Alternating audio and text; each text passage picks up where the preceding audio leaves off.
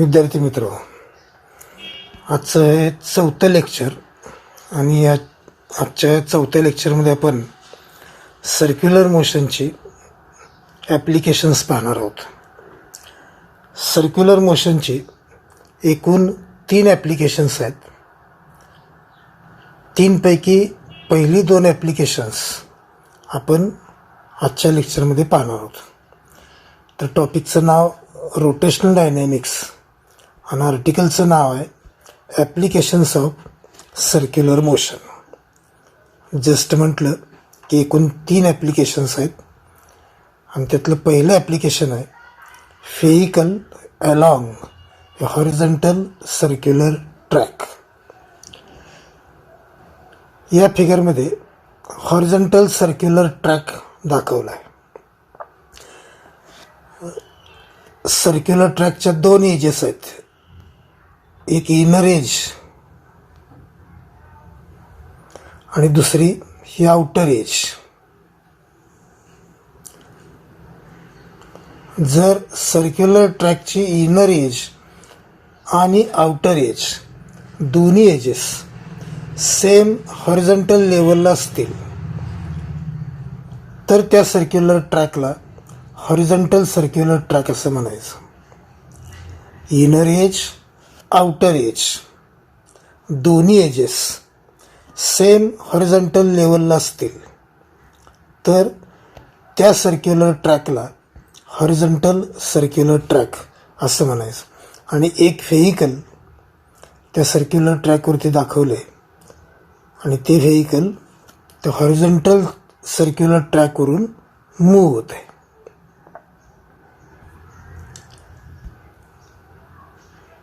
ही जी second figure आहे ती सुद्धा व्हेइकल अलॉंग हॉरिझॉन्टल सर्क्युलर ट्रॅकचीच आहे, फक्त ती स्कीमॅटिक डायग्राम आहे.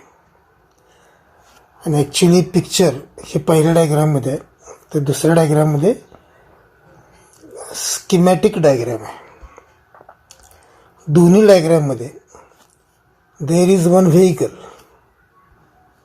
and that vehicle is moving along horizontal circular track. So both figures shows a car moving along horizontal circular track. Both figure shows a car. This is car. In this figure this is car. In both figures a car is moving along horizontal circular track. C is the center of horizontal circular track. पहिल्या फिगरमध्ये centre C दाखवलेलं नाही, परंतु दाखवायचं झालं तर तो असं दाखवता येईल. दुसऱ्या फिगरमध्ये मात्र सेंटर C दाखवलेलं आहे. So C is the center of horizontal circular track. R is the radius of horizontal circular track. This is radius R. Second फिगरमध्ये radius R दाखवलेलीच आहे. So R is the radius of horizontal circular track. M is the mass of vehicle, mass of the car, and phi is the speed of car. तर या पहिल्या स्लाइडमध्ये फक्त फिगरचं explanation आहे. Figure shows, both figure shows A car moving along horizontal circular track. C is the center of circular track. R is the radius of circular track. M is the mass of car and V is the speed of the car. Now there are 3 forces acting on the car. कारवरती एकूण 3 forces act होतात. त्यापैकी पहिला जो force आहे तो म्हणजे weight mg. फिगरमध्ये पण दाखवला आहे. Weight mg is the first force acting on the vehicle.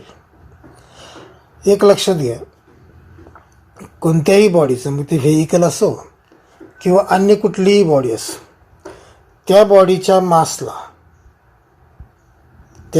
मासला acceleration due to gravity जीनं मल्टिप्लाय केलं की त्या बॉडीचं वेट मिळतं. So mass into acceleration due to gravity gives weight. इथं जी कार आहे त्या कारचं मास एम आहे. या मास एमला ॲक्सलरेशन ड्यू टू ग्रॅव्हिटी जीनं मल्टिप्लाय केलं की तुम्हाला कारचं वेट मिळेल.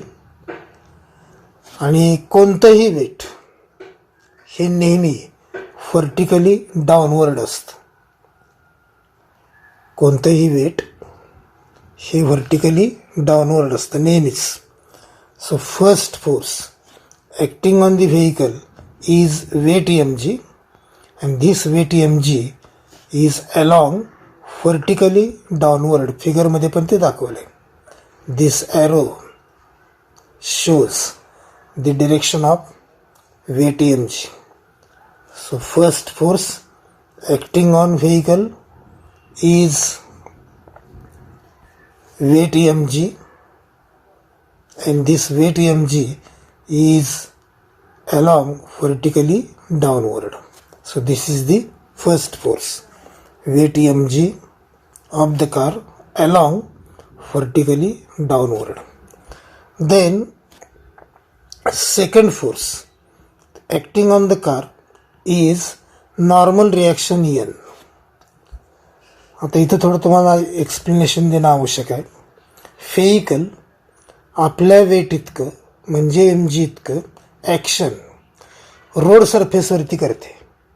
व्हेइकल रोडवरती आहे, व्हेइकल रोड सरफेसवरती आहे. व्हेइकलचं जे वेट आहे mg, ते वेट mg त्या रोडवरती ॲक्ट होतं. रोडवरती ॲक्ट होणारं वेट mg ही ॲक्शन आहे. रोड सरफेससुद्धा व्हेइकलवरती रिॲक्शन एक्झर्ट करतो. त्या रिॲक्शनला नॉर्मल रिॲक्शन एन असं म्हणायचं.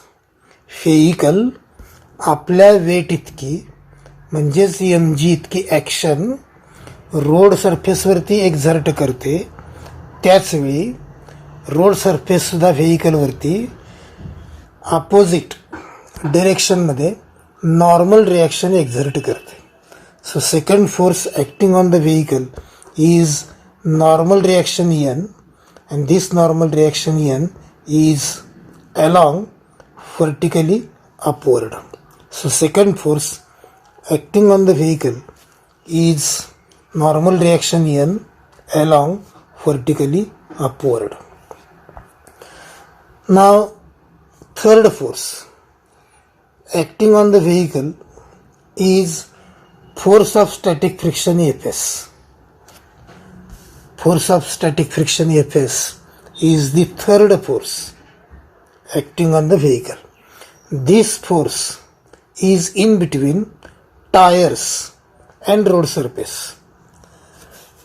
व्हेइकलचे किंवा कारचे जे टायर्स आहेत ते टायर्स आणि रोड सरफेस यांच्या दरम्यान फोर्स ऑफ फ्रिक्शन असतो. आणि या फोर्स ऑफ फ्रिक्शनची डिरेक्शन ही towards centre C of circular track अशी असते. फिगरमध्ये पण ती डिरेक्शन दाखवले या ॲरोच्या साहाय्यानं. फोर्स ऑफ फ्रिक्शन कुठं असतो तर between tyres and road surface. आणि त्याची डिरेक्शन कोणती तर towards centre C of circular track. So third force acting on the car is force of static friction Fs between tires and road surface, and this force is directed towards center C of circular track. So in all there are these three forces. First one is weight mg, direction is vertically downward. Second force normal reaction n, direction is vertically upward. and third force of static friction Fs. Direction is towards center C of circular track. So mg, n and Fs, these are the three forces acting on the car. आता जसं की फिगरमध्ये तुम्हाला दिसतंय की normal reaction N vertically upward आहे, weight mg vertically downward आहे. म्हणून normal reaction N and weight mg are oppositely directed आहेत. नॉर्मल रिॲक्शन एन आणि वेट mg केवळ अपोजिटली डायरेक्टेड नाहीत, तर ते इक्वल इन मॅग्निट्यूड पण आहेत. अपोजिट तर आहेतच, पण शिवाय त्यांची मॅग्निट्यूडसुद्धा इक्वल आहे. Normal reaction N is along vertically upward, weight mg is along vertically downward. So normal reaction N and weight mg are oppositely directed. They are not only oppositely directed, but they have equal magnitudes. Hence we can say that normal reaction N balances weight mg. Normal reaction N हा weight mg ला balance करतो. Balance का करतो? त्याची दोन कारणं. एक, they are oppositely directed and they are equal in magnitude, and hence normal reaction N balances weight mg. Normal reaction N balances weight mg. आता ज्यावेळी आपण असं म्हणतो normal reaction N balances weight mg, हे इक्वेशनच्या सहाय्यानं कसं लिहायचं? तर n is equal to mg, and this is equation number 1. n balances mg means n is equal to mg. Why they balances each other? Because one, they are oppositely directed, and second, they are equal in magnitude, and therefore n balances weight mg, or n is equal to mg. This is equation number 1. Now मागच्या व्हिडिओमध्ये आपण असं पाहिलंय, मागच्या व्हिडिओमध्ये आपण centripetal force FCP हा concept पाहिलाय.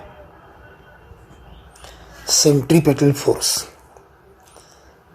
आणि त्याचा मिनिंग असा आपण सांगितला होता, the force acting on the particle performing circular motion which is along the radius directed toward a center is called as centripetal force.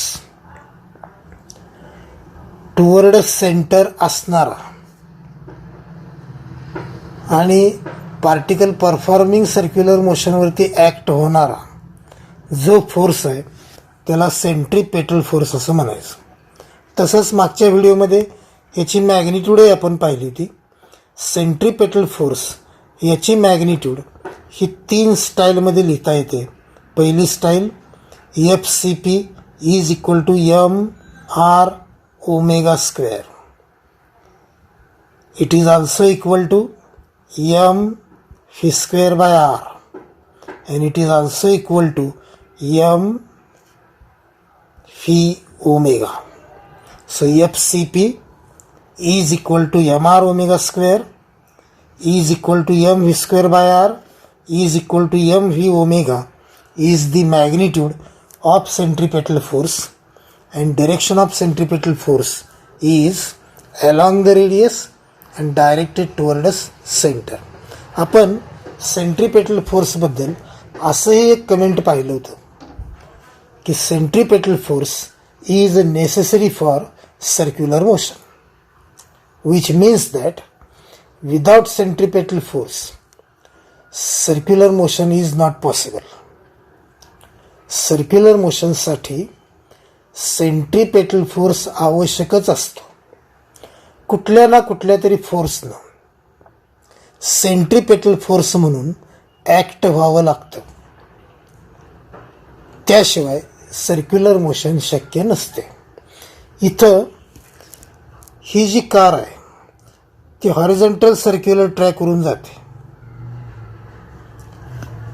Car horizontal circular ट्रॅकवरून जाते म्हणून कारची जी मोशन आहे ती सर्क्युलर मोशन आहे आणि सर्क्युलर मोशनसाठी सेंट्रिपेटल फोर्स आवश्यक आहे. कुठल्या ना कुठल्या तरी फोर्सनं सेंट्रिपेटल फोर्स म्हणून ॲक्ट व्हावं लागतं. इथं force of static friction F S हा टुवर्डस सेंटर सी असल्यामुळं, डायरेक्टेड टुवर्डस सेंटर असल्यामुळं हाच force of static friction F S हाच फोर्स सेंट्रिपेटल फोर्स म्हणून ॲक्ट होतो. कुठल्या ना कुठल्या तरी फोर्सनं सेंट्रिपेटल फोर्स म्हणून ॲक्ट व्हावं लागतं. इथं force of static friction directed towards centre C असल्यामुळं हाच frictional force F S centripetal force म्हणून ॲक्ट होतो. म्हणून आपण असं म्हणू शकतो की force of static friction F S acts as a centripetal force. आता ज्यावेळी आपण असं म्हणतो की force of static friction acts as a centripetal force, म्हणून आपण F S is equal to centripetal force असं इक्वेशन लिहू शकतो. Force of static friction acts as a centripetal force, therefore F S is equal to centripetal force. Just मी म्हटलं की centripetal force 3 स्टाईलमध्ये मांडता येतो. One is M R omega square, second one is M v square by R is equal to M v omega. इथं जी कार आहे तिचं मास एमच आहे, small M. Radius of circular track आरच आहे, आर. आणि इथं ज्या कार आहे तिचं स्पीड व्ही आहे. म्हणून सेंट्रिपेटल फोर्सबद्दल आपण एम आर ओमेगा स्क्वेअर असंही लिहू शकतो, M V square by R असंही लिहू शकतो, एम व्ही ओमेगा असंही लिहू शकतो. सोयीसाठी आपण F S is equal to M V square by R असं लिहिणार आहोत. F S is equal to centripetal force हे इक्वेशन आपल्याला असं लिहिता येईल, F S is equal to M V square by R, and this is equation number 2. So there are 3 forces: normal reaction N, weight mg, and force of static friction Fs. Out of these 3, 2 forces, normal reaction N and weight mg, balances each other. Therefore N is equal to mg. This is equation number 1. And third force Fs acts as a centripetal force, and therefore Fs is equal to m v square by r. This is equation number 2. पुढच्या स्लाइडमध्ये आपण ही 2 equations सुरुवातीला विचारात घेणार आहोत. n is equal to mg and Fs is equal to m v square by r.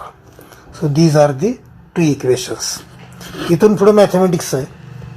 Equation 2 ला equation 1 नी divide करायचं. इक्वेशन 2 ला इक्वेशन 1 नी डिवाइड केलं तर एल एच एसला आपल्याला एफ एस बाय एन मिळेल. इक्वेशन 2 ला इक्वेशन 1 नी डिवाइड करायचं. इक्वेशन 2 ची L H S F S, equation 1 ची एल एच एस एन. म्हणून एल एच एसला आपल्याला एफ एस बाय एन मिळेल, तर आर एच एसला M V square by R divided by M G असं मिळेल. So equation 2 divided by equation 1 gives F S by N is equal to M V square by R divided by M G. R H एसला गुणाकाराच्या स्वरूपात लिहायचं म्हटलं तर M जीच्या डिनॉमिनेटरमध्ये काही नाही याचा अर्थ 1 आहे आणि भागिले म्हणजेच उलटून गुणिले भागिले एम जी म्हणजे गुणिले 1 बाय एम जी भागिले एम जी म्हणजेच गुणिले 1 बाय एम जी. म्हणून आर एच एस गुणाकाराच्या स्वरूपात अशी लिहिता येईल F S by N is equal to M V square by R into 1 by M G. यानंतर आर एच एसला एमला एम कॅन्सल होईल आणि मग जे इक्वेशन मिळेल ते असं असेल F S by N is equal to V square by R G. एमला एम कॅन्सल झाल्यामुळं इक्वेशन नंबर 3 मिळेल F S by N is equal to V square by R G. पुढच्या स्लाईडमध्ये इक्वेशन 3 आहे असं पण विचारात घेणार आहोत सुरुवातीला. F S by N is equal to V square by R G. This is equation number 3. आता जे काय सांगतोय ते लक्षपूर्वक ऐका. इक्वेशन नंबर 3 मध्ये normal reaction N, radius of circular track R and acceleration due to gravity G हे तिघही कॉन्स्टंट आहेत.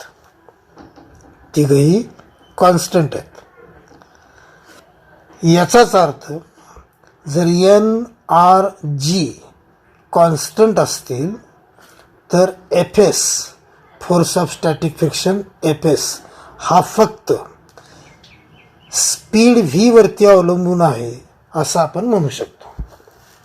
N R and G are constants and therefore from equation 3 we can say that force of static friction Fs depends only on speed of the vehicle. याचाच अर्थ काय होतो if speed v increases then force of static friction Fs also increases. If speed v decreases then force of static friction decreases. N, R आणि G constant आहेत. N, R, G constant आहेत म्हणून force of static friction Fs हा फक्त speed fee वरती अवलंबून आहे. Force of static friction कुठं आहे तर टायर्स आणि रोड सरफेस यांच्या दरम्यान आहे.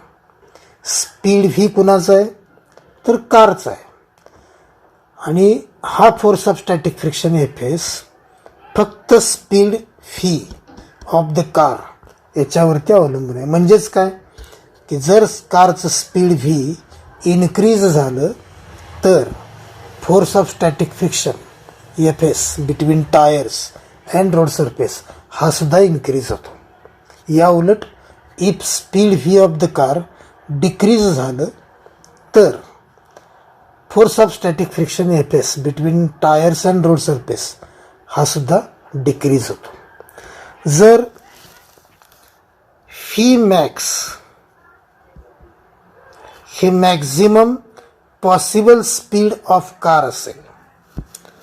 आता असं का म्हटलंय maximum possible speed of the car, तर एक लक्षात घ्या की ट्रॅक जो आहे तो सर्क्युलर आहे. ट्रॅक सर्क्युलर आहे आणि हे व्हेइकल किंवा ही कार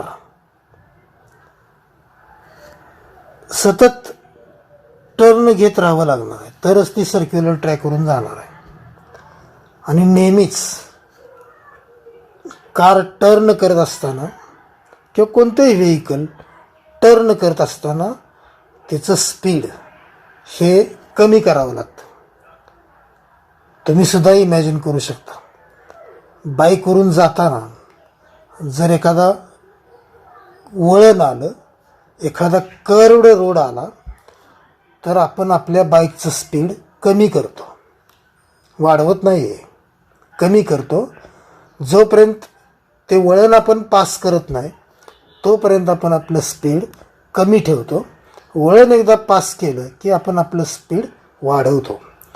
कुठलंही वळण आलं, कुठलाही टर्न आला तर स्पीड हे कमी करावं लागतं. जर कमी केलं नाही तर ते व्हेइकल रस्त्यावरून बाजूला फेकलं जाईल. जर स्पीड ऑफ द व्हेइकल, मग ती कार असो बाईक असो, जर वळण घेताना स्पीड जर कमी केलं नाही तर आपण रस्त्याच्या बाजूला फेकलं जाईल. आणि म्हणून व्ही मॅक्स असं मॅक्झिमम पॉसिबल स्पीड आहे की ज्या स्पीडने गेला असता व्हेइकल सेफली जाऊ शकेल. फार कमी स्पीडनं गेलं तर आपण सेफली जाणारच आहोत, पण फार कमी स्पीडनं जाणं हे तरी तितकं कुठं योग्य आहे. समजा अशा सर्क्युलर ट्रॅकवरती तुम्ही 30 km/h या स्पीडनं गेला असता जर सेफली जात असाल तर 10 km/h या कमी स्पीडनं का जावं? हां, 40 km/h या जादा स्पीडनं गेलो तर आपण रस्त्याच्या बाजूला फेकलं जाईल. म्हणून 40 km/h या स्पीडनं जाणं योग्य नाही. पण अगदी कमी स्पीडनं 10 km/h अशा एकदम कमी स्पीडनं जाणं योग्य नाही. 30 km/h हे जर असं मॅक्झिमम पॉसिबल स्पीड असेल की त्या स्पीडनं गेलं असता आपण सेफली जाऊ, सुरक्षितपणे जाऊ, अशा मॅक्झिमम पॉसिबल स्पीडला आपण व्ही मॅक्स म्हणतोय. If speed of the vehicle is greater than V max then car will be thrown off the road. If speed of the car is less than V maximum, then car will be safely driven along horizontal circular track. So V maximum is the maximum possible speed of the car for safely driving of a car. So V max, N, R and G are constants. Hence, force of static friction Fs depends only on speed V of the car. And if V max is the maximum possible speed and if Fs maximum is the maximum value of Fs corresponding to Vmax, then equation 3 can be written as Fs maximum by N is equal to Vmax square by Rg. परत एकदा हा मुद्दा लक्षात घ्या. Equation 3 नुसार NRG हे constant असल्यामुळं force of static friction एफएसची किंमत फक्त स्पीड व्ही वरती अवलंबून आहे. स्पीड व्ही वाढलं तर एफएस वाढेल, स्पीड व्ही कमी झालं तर एफएस कमी होईल. व्ही मॅक्स हे मॅक्झिमम पॉसिबल स्पीड आहे की ज्या स्पीडने गेला असता कार सेफली ड्राईव्ह होऊ शकेल. आणि व्ही मॅक्स या मॅक्झिमम पॉसिबल स्पीडशी corresponding maximum value of F S ही एफएस मॅक्झिमम आहे. मग असं जर असेल तर इक्वेशन 3 आपण वेगळ्या पद्धतीने लिहू शकतो. वेगळ्या पद्धतीने याचा अर्थ जिथं जिथं एफएस आहे तिथं तिथं एफएक्स मॅक्झिमम लिहायचं आणि म्हणून जिथं जिथं व्ही आहे तिथे तिथं व्ही मॅक्झिमम लिहायचं. हा इक्वेशन 3 बदल करून इक्वेशन 3 असं लिहिता येईल की F S maximum by N is equal to V square maximum by R G. आपण फक्त काय केले, एफ एस ऐवजी एफ एस मॅक्झिमम आणि व्ही स्क्वेअर ऐवजी व्ही स्क्वेअर मॅक्झिमम असा बदल केला आहे. आता पुढे सिम्पल मॅथमॅटिक्स आहे. एफ एस मॅक्झिममची किंमत ही म्यू एस इंटू एन इतकी असते. यापैकी एनचं नाव तुम्हाला माहीत आहेच, नॉर्मल रिॲक्शन, आणि म्यू एसचं नाव आहे coefficient of static friction. So maximum value of F S, that is Fs maximum, is given by Fs maximum is equal to mu s into n, where n is the normal reaction and mu s is the coefficient of static friction. Equation 4 आणि equation 5 आपण पुढच्या स्लाइडमध्ये विचारात घेऊ. Equation 4, equation 5. Equation 4 मध्ये F S maximum आहे, तर equation 5 मध्ये एफ एस मॅक्झिममचं एक्सप्रेशन आहे mu S N. F S मॅक्झिममचं एक्सप्रेशन म्यू एस एन हे इक्वेशन 4 मध्ये एफ एस मॅक्झिममच्या ठिकाणी ठेवायचं. मग from 4 and 5 we can write mu S N by N. Mu S N by N is equal to V square maximum by R G. Then n cancels to n, therefore mu s is equal to v square maximum by rg. This equation can be written as v square maximum is equal to mu s rg. हे rg आपण इकडे घेतले आणि त्यामुळं v square max is equal to mu s rg. and the last step, दोन्ही बाजूला square route घ्यायचं, हे इक्वेशन मिळेल. V max is equal to under root mu S R G.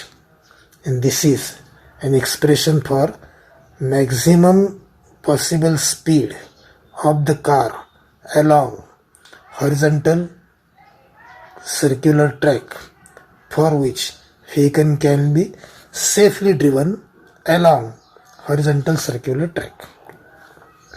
This is काय मॅक्झिमम पॉसिबल स्पीड की ज्या स्पीडने गेला असता car can be safely driven along horizontal circular track.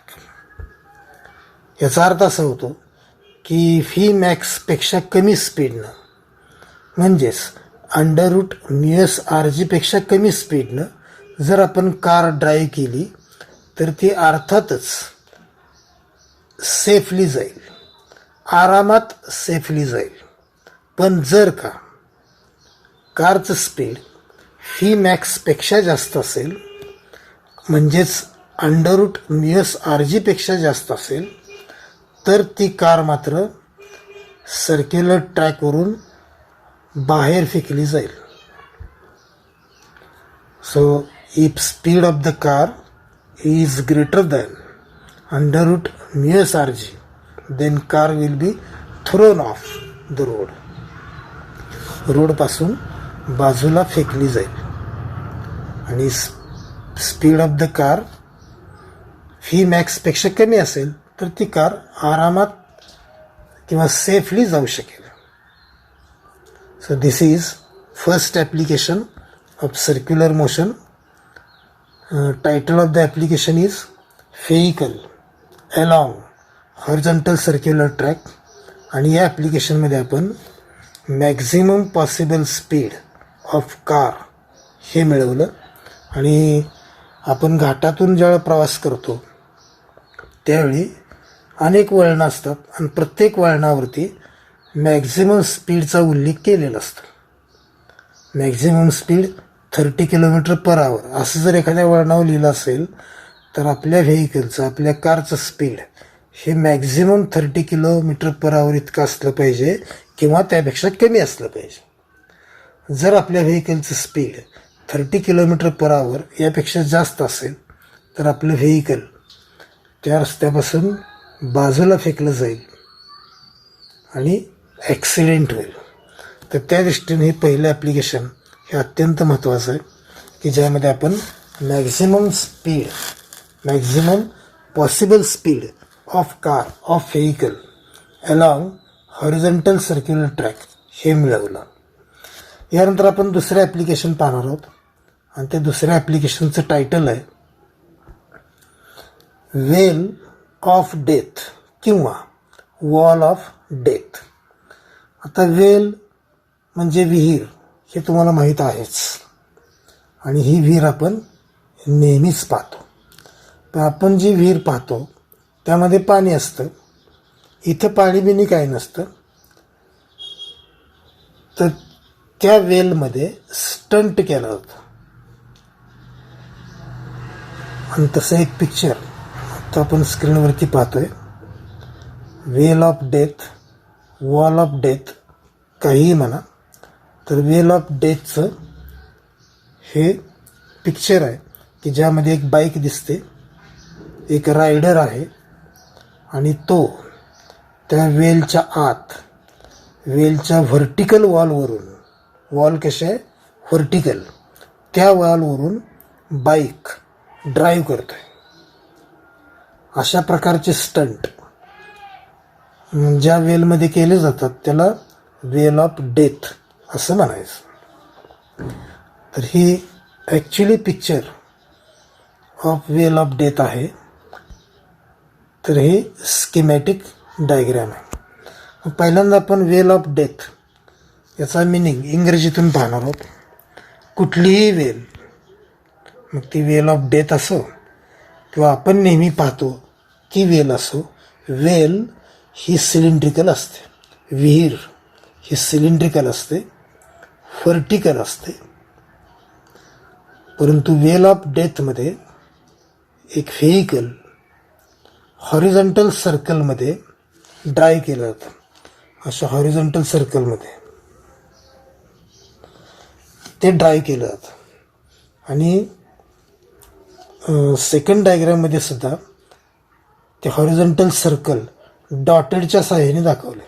फिगरमध्ये जे डॉटेड सर्कल दाखवले सेकंड फिगरमध्ये, या सेकंड फिगरमध्ये हे जे डॉटेड सर्कल दाखवले, अशा डॉटेड सर्कलवरून, अशा हॉरिझॉन्टल सर्कलवरून व्हेइकल ड्राईव्ह केलं जातं वेलच्या व्हर्टिकल वॉलवरून. मग वेल ऑफ डेथ याचा मिनिंग सांगताना एक सिलेंड्रिकल आहे, व्हर्टिकल आहे आणि त्या वेलमध्ये हॉरिझॉन्टल सर्कलमध्ये व्हेइकल ड्राईव्ह केलं जातं. एवढे सगळे मुद्दे मिनिंग सांगताना आले पाहिजेत. कोणकोणते मुद्दे? Well of death is cylindrical, well of death is vertical, and in the well of death a vehicle is driven in horizontal circle. हे तिन्ही मुद्दे आले पाहिजेत. मग ते मिनिंग असं होईल की well of death is a cylindrical vertical well in which a vehicle is driven in horizontal circle. Vehicle is driven in horizontal circle. Meaning परत एकदा ऐका. Veil of death is a cylindrical vertical veil in which a vehicle is driven in horizontal circle. So this is the meaning. Veil of death कशी असते? Cylindrical. शिवाय कशी असते? Vertical. आणि त्या वेल ऑफ डेथमध्ये काय केलं जातं? Vehicle is driven in horizontal circle. So well of death is a cylindrical vertical well in which A vehicle is driven along vehicle is driven in horizontal circle. First picture shows actual picture of actual image of veil of death, and second figure shows the schematic diagram of veil of death. पुढच्या स्लाइडमध्ये जाणार आहोत. पुढच्या स्लाइडमध्ये हे दोन्ही figures आहेत अशा आपण विचारात घेतले. आता पहिल्या फिगरचा आपण फारसा विचार करणार नाही. फिजिक्सच्या दृष्टिकोनातून. पण फिजिक्सच्या दृष्टिकोनातून सेकंड फिगर ही महत्त्वाची आहे. तर सेकंड फिगरमध्ये सुरुवातीला आपण फिगरचं एक्सप्लेनेशन पाहणार आहोत. सेकंड फिगरमध्ये काय दाखवलं आहे तर वेल ऑफ डेथ ही एक दाखवले आणि शिवाय डॉटेड सर्कल दाखवले आणि त्याच डॉटेड सर्कलवरून एक व्हेइकल, ते व्हेइकल एका पॉईंटच्या सहाय्याने दाखवले. मी तो पॉईंट रेड करतोय. हा रेड पॉईंट म्हणजे व्हेइकल आहे. तर सेकंड फिगरमध्ये काय दाखवले वेल ऑफ डेथ, हॉरिझॉन्टल सर्कल दाखवले आणि त्या हॉरिझॉन्टल सर्कलवरून एक व्हेइकल की जे रेड स्पॉटने मी दाखवले ते व्हेइकल हॉरिझॉन्टल सर्कलमध्ये फिरते. So figure shows well of death in which this vehicle is driven in horizontal circle. This figure shows veil of death in which this vehicle is driven in horizontal circle in dotted circle.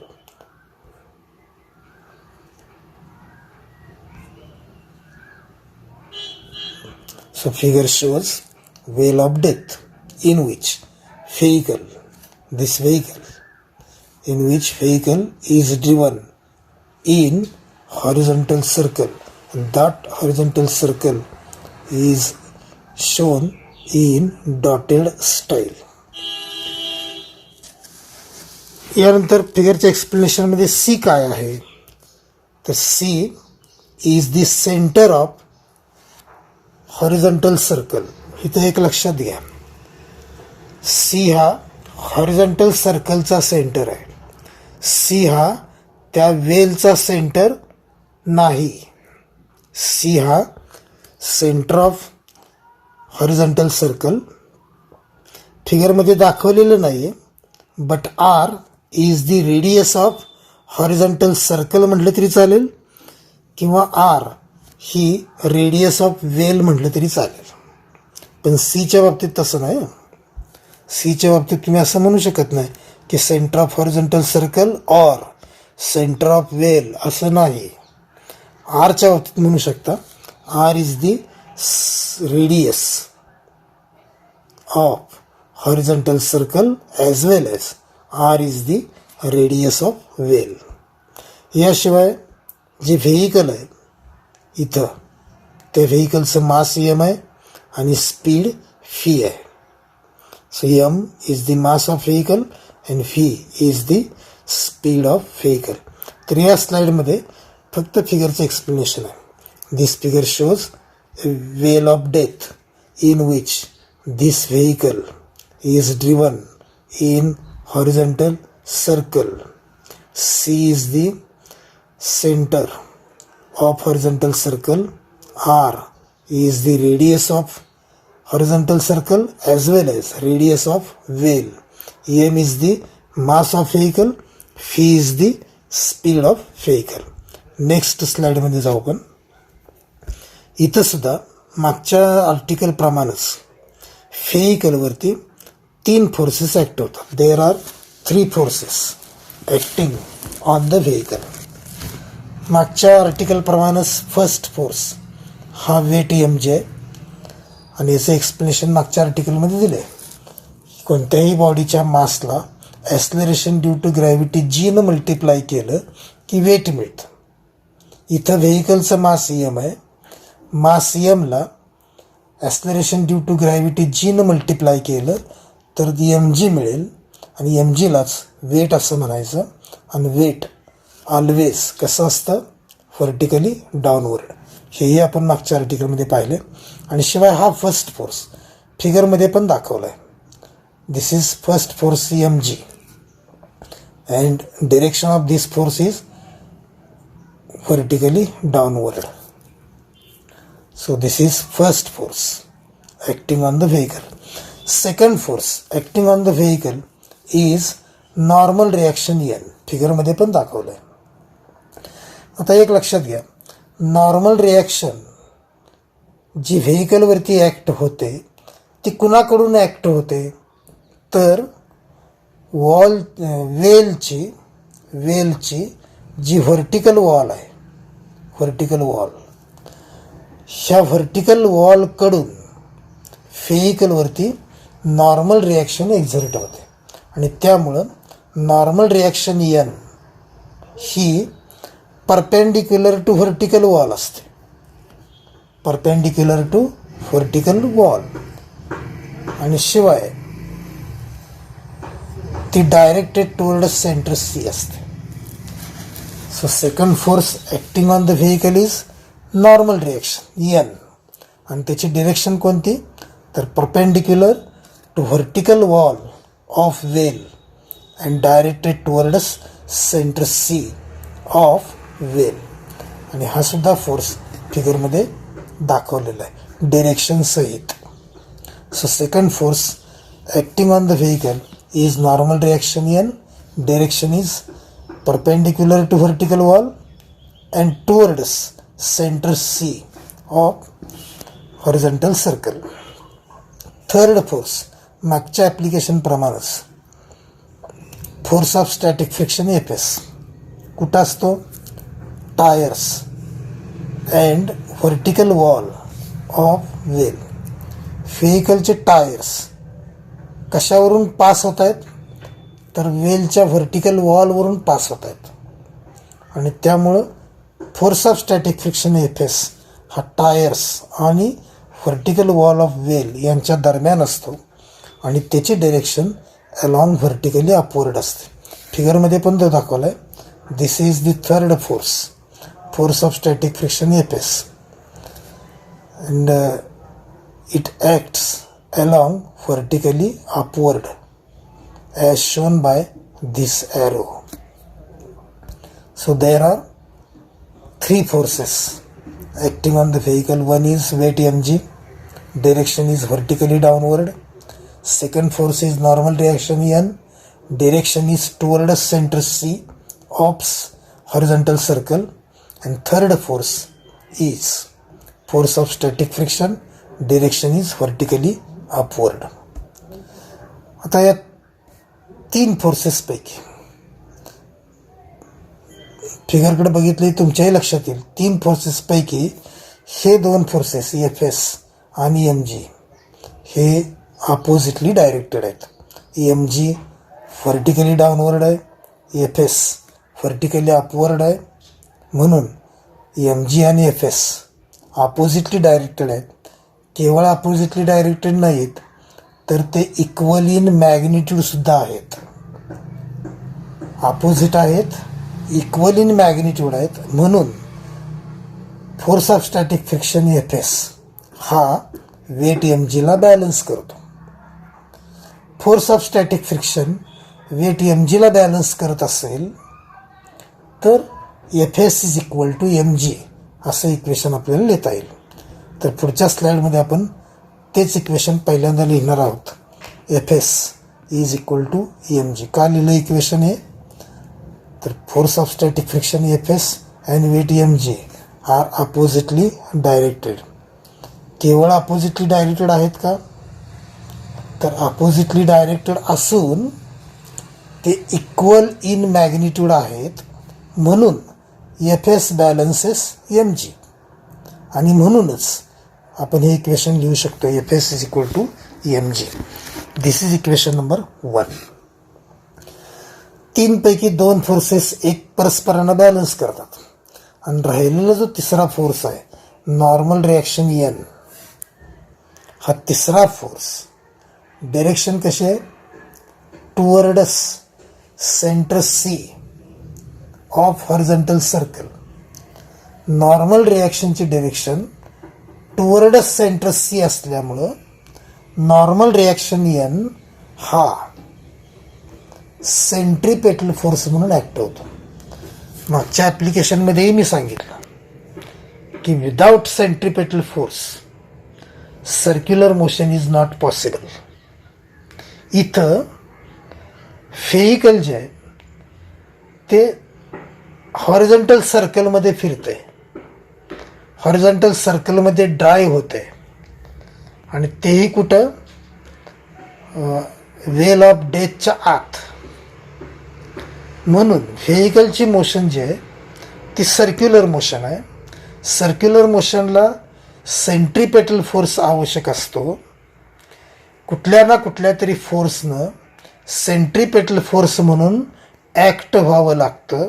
इथं normal reaction N toward centre C असल्यामुळं normal reaction N हाच centripetal force म्हणून act होतो. म्हणून आपण असं म्हणू शकतो की in this case normal reaction N acts as a centripetal force. Normal reaction N acts as a centripetal force म्हणून कोणतं इक्वेशन लिहिता येईल तर N is equal to centripetal force. मग मागच्याही ॲप्लिकेशनमध्ये मी सांगितलं की सेंट्रिपेटल फोर्स 3 स्टाईलमध्ये लिहिता येतो. F C P is equal to पहिली style M R omega square किंवा F C P is equal to M V square by R किंवा F C P is equal to M V omega. या 3 स्टाईलमध्ये centripetal force लिहिता येतो. इथं व्हेकलचं मास M आहे. व्हेकलचं मास M आहे. व्हेकलचं स्पीड व्ही आहे. आणि ज्या हॉरिझॉन्टल सर्कलमध्ये व्हेकल ड्राईव्ह होतं आहे त्या हॉरिझॉन्टल सर्कलचे रेडियस आर आहे. मग एम व्ही आणि आर तिघं असलेली स्टाईल कोणती तर ही F C P is equal to M V square by R. पहिली जी स्टाईल आहे एम आर ओमेगा स्क्वेअर याच्यामध्ये व्ही नाही आहे. तिसरी जी स्टाईल आहे एम व्ही ओमेगा याच्यामध्ये आर नाही आहे. एम व्ही आणि आर तिघं असलेली एकच स्टाईल आहे आणि ती म्हणजे ही की F C P centripetal force is equal to M V square by R. म्हणून या इक्वेशनमध्ये सेंट्रिपेटल फोर्स ऐवजी आपण M V square by R असं लिहिणार आहोत आणि ते इक्वेशन नंबर 2 असेल. आणि लक्षात घ्या सेंट्रिपेटल फोर्सबद्दल एम आर ओमेगा स्क्वेअर असं लिहिलं तरीही पुढे अडचण येत नाही. सेंट्रिपेटल फोर्ससाठी एम व्ही ओमेगा असं लिहिलं तरीही अडचण येत नाही, चुकीचं नाही. पण M V square by R असं लिहिणं हे जास्त सोयीचं आहे कारण शेवटी फायनली आपल्याला फीचं एक्सप्रेशन मिळवायचं. So N is equal to centripetal force हे इक्वेशन आपण असं लिहू शकतो N is equal to M V square by R आणि दिस इज इक्वेशन नंबर 2. आता यानंतर काय सांगतोय ते लक्षपूर्वक ऐका.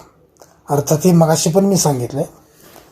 मगाशी पण पहिल्या ॲप्लिकेशनमध्ये हा भाग येऊन गेला आहे की force of static friction F S याची मॅक्झिमम किंमत म्यू एस इंटू एन इतकी असते आणि ही आपण मागच्या ॲप्लिकेशनमध्ये वापरली देखील. इथं एनचं नाव नॉर्मल रिॲक्शन तर म्यू एसचं नाव कोइफिशियंट ऑफ स्टॅटिक फ्रिक्शन. ही एफ एसची मॅक्झिमम किंमत आहे. एफ एसची मॅक्झिमम किंमत म्यू एस एन इतकी आहे याचाच अर्थ असा होतो की एफ एसची किंमत कधीही म्यू एस एनपेक्षा जास्त असू शकत नाही. F S cannot be greater than mu S N कारण म्यू एस एन ही एफ एसची मॅक्झिमम व्हॅल्यू आहे. So F S cannot be greater than mu S N. आता जेव्हा आपण असं म्हणतो की F S cannot be greater than mu S N याचा आणखी अर्थ काय होतो की एफ एस याची किंमत म्यू एस एन इतकी असेल किंवा एफ एसची किंमत म्यू एस एनपेक्षा कमी असेल, पण म्यू एस एनपेक्षा ग्रेटर दॅन असू शकणार नाही. म्यू एस एन इतके असेल किंवा म्यू एस एनपेक्षा लहान असेल. हे दोन्ही F S is equal to mu S N, F S less than mu S N combinedly कसं लिहायचं, तर F S less than or equal to mu S N. परत एकदा लक्षात घ्या मी काय म्हणतो. Maximum value of F S is equal to mu S N हे आपण मागच्या ॲप्लिकेशनमध्ये पाहिलं. So F S cannot be greater than, F S cannot be greater than mu S N, which means fs either equal to mu sn or fs less than mu sn, and these two combinedly written as fs less than or equal to mu sn, and हेच आपण इथं वापरणार आहोत. So maximum value of fs, maximum value of fs is mu sn, which means that value of fs cannot be greater than mu sn. म्हणजे काय, तर value of fs is either equal to mu sn or less than mu sn, where mu s is the coefficient of static friction. fs is either equal to mu sn or less than mu sn. हे mathematically कसं लिहायचं, तर F S less than or equal to mu S N, and this is equation number 3. आता equation 1 मध्ये F एसचं expression आहे M G, त्यामुळे equation 3 मध्ये एफ एस ऐवजी आपण एम जी लिहू शकतो. इक्वेशन 2 मध्ये एनचं एक्सप्रेशन आहे M V square by R. Equation 3 मध्ये जे एन आहे त्याच्याऐवजी आपण M V square by R असं लिहू शकतो. तर इक्वेशन 1 नुसार एफ एस बद्दल एम जी लिहू शकतो, आणि तसं जर लिहिलं तर आपण असेल from 1 to n3 M G less than or equal to mu S M V square by R. फक्त आपण काय केलं, इक्वेशन 1 नुसार एफ एस बद्दल एम जी लिहिले आणि इक्वेशन 2 नुसार एन बद्दल M V square by R लिहिलं. आता हे जे इक्वेशन आहे ते आहे असं आपण पुढच्या स्लाईडमध्ये विचारात घेणार आहोत. M G less than or equal to mu S M V square by R. दोन्ही बाजूला एम आय कॅन्सल होईल, मग आपल्याला हे इक्वेशन मिळेल G less than or equal to mu S V square by R. जर आर ट्रान्सफर केलं L H एसला तर R G by mu S less than or equal to V square असं लिहिता येईल. साईड इंटरचेंज केली, L H S R H एसला लिहिली, R H S L H एसला लिहिली. असं करताना हे पण साईन चेंज करावं लागेल, उलटं करावं लागेल. मग आपल्याला साईड इंटरचेंज केली तर हे इक्वेशन लिहिता येईल V square greater than or equal to. या इक्वेशनमध्ये काय म्हणले, less than or equal to. इथं काय म्हणलं आपण, greater than or equal to, कारण साईड इंटरचेंज केल्या. L H S R H S आपण इंटरचेंज केले म्हणून लेस दॅन ऑर इक्वल टूच्या ऐवजी आपण greater than or equal to हे वापरतो. So V square greater than or equal to R G by mu S. दोन्ही बाजूला स्क्वेअर रूट घेतलं तर V greater than or equal to under root R G by mu S असं लिहिता येईल. आता हे नीट समजून घ्या. फी मिनिमम असं मिनिमम स्पीड आहे त्या व्हेइकलचं की ज्या स्पीडनं गेलं असता व्हेइकल हॉरिझॉन्टल सर्कलमध्ये कंटिन्युअसली मूव्ह होऊ शकतं. एक लक्षात घ्या, ही जी वेल ऑफ डेथ आहे त्या वेल ऑफ डेथमध्ये व्हेइकल अशा हॉरिझॉन्टल सर्कलमध्ये आपल्याला फिरवत ठेवायचं. ते वरच्या दिशेने पण न्यायचं नाही आणि ते व्हेइकल खाली पण आणायचं नाही. आहे त्याच हॉरिझॉन्टल सर्कलमध्ये आपल्याला ते ड्राईव्ह करायचं. तुम्ही इमॅजिन करू शकता जर व्हेइकलचं स्पीड आपण स्लोली वाढवत गेलो तर ते व्हेइकल गोल गोल फिरत वरच्या दिशेने जाईल. जर आपण व्हेइकलचं स्पीड स्लोली डिक्रीज करत